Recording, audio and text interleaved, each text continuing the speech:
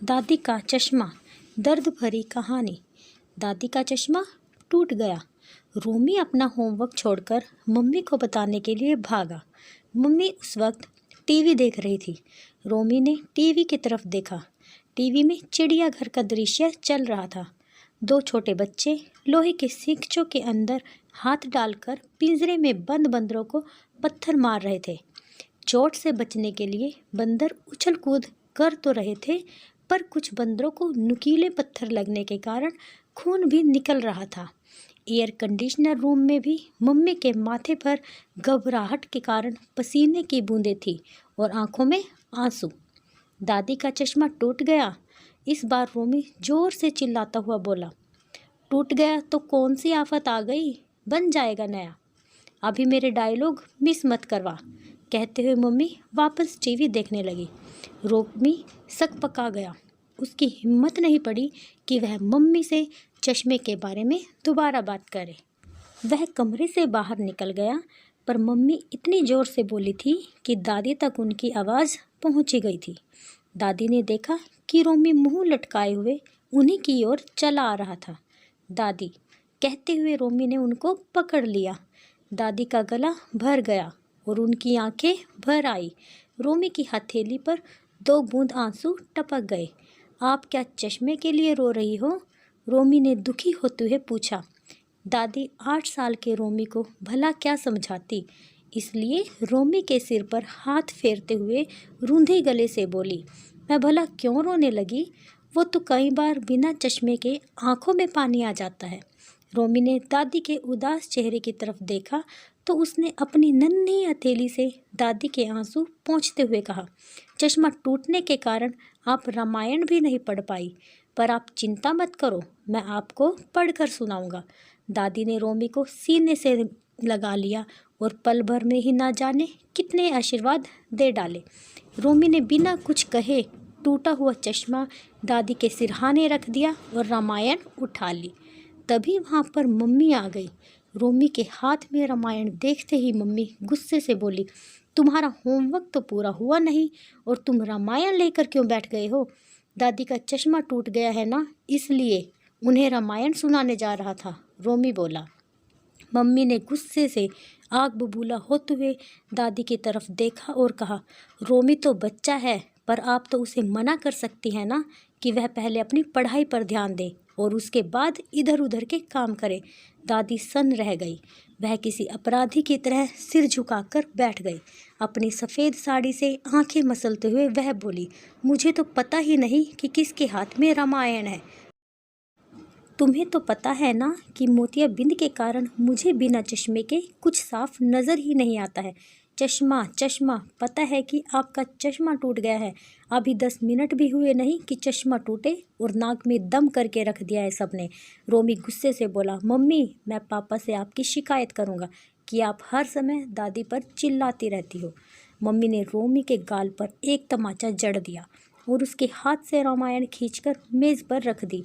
रोमी रोता हुआ अपने कमरे में भाग गया और कुछ देर बाद ही सो गया। शाम को जब वह सोकर उठा तो उसे बाहर के कमरे से पापा के बोलने की आवाज़ सुनाई दी। वह दौड़ते हुए पापा के पास पहुंचा। पापा ने उसे देखते ही गले से लगा लिया और बोले, देखो मैं तुम्हारे लिए क्या लाया हूँ। रोमी ने देखा कि सोफे पर लाल रंग का एक सुंदर सा क्रिकेट बैट रखा हुआ था।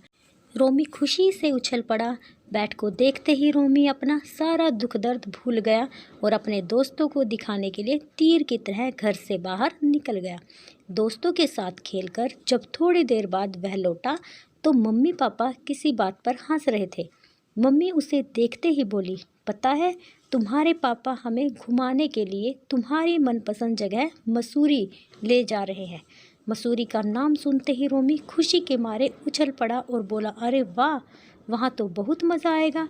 हम सब एक दूसरे को बर्फ़ के गोले फेंक कर मारेंगे। मम्मी मुस्कुराते हुए बोली, अब चलो जल्दी से सब खाना खा लेते हैं, कल पैकिंग भी करनी है, हम परसों सुबह ही निकलेंगे। तभी रोमी को तुरंत ही दादी के चश्मे का ध्यान आया और वह बोला, पापा दादी का चश्मा टूट गया है। अरे तो तुम्हें मुझे दिन में ही फ़ोन करके बता देना चाहिए था, पापा ने कहा। रोमी ने मम्मी की ओर देखा, पर वह बिना कुछ बोले ही किचन में चली गई। पापा कुछ सोचते हुए बोले, हम मसूरी से वापस लौटकर उनका चश्मा बनवा देंगे। पर दादी को तो बिना चश्मे के कुछ भी नहीं दिखाई देता है। रोमी परेशान होता हुआ बोला, तो तेरी दादी को कौन सी नौकरी करनी है? 4-5 दिनों की ही तो बात है। मम्मी ने चाय का कप पापा के आगे रखते हुए कहा। रोमी ने आश्चर्य से मम्मी की ओर देखा। उसे विश्वास ही नहीं हुआ कि टीवी सीरियल पर किसी का दुख देखकर घंटों रोने वाली मम्मी को सामने बैठी दादी की परेशानी नहीं दिखाई दे रही। जब मम्मी पापा खाना खाकर सो गए तो रोमी दादी के पास जाकर बोला, दादी, मीना आंटी तो काम करने के लिए दिन में आएगी, पर रात में अंधेरे में आपको डर तो नहीं लगेगा?